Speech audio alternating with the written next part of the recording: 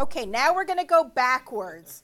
The problem is telling us where it hits the x-axis, and we are telling it what is a quadratic equation that hits the x-axis at 6 and negative 2. Okay, so we're going backwards. And all you do for this is you, don't do that. What the heck? Is it still recording? Yeah. All you do here is you put two parentheses with x minus in them, x minus, and you put the two numbers in here, so 6 and negative 2. And you see you have a negative negative, so you're going to change that to x minus 6, x plus 2. So technically it's x and the opposite of the number. You see how that's a 6 and this ends up being a negative 6? And this is a negative 2 and it ends up being a plus 2 here. You got it? And then you just FOIL those two.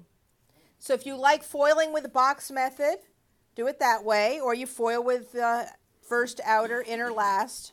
So x times x is x squared. X times 2 is 2x.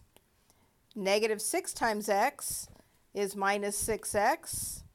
And negative 6 times 2 is negative 12.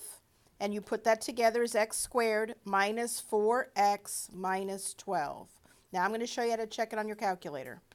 If you put this in the y equals screen, you check your table, and if there's zeros next to the two roots, you are correct. So move on to the next one, okay? When you have fractions, you're going to start off doing the same thing I just told you, but you're going to do one extra step. So this is going to be x minus 2/3 times x plus 4. But you're not going to leave that fraction there. Whenever there's a fraction, you're going to say, what's the denominator? Which is 3. You're going to multiply this parenthesis only by 3. So you're going to get 3x minus 2 and x plus 4.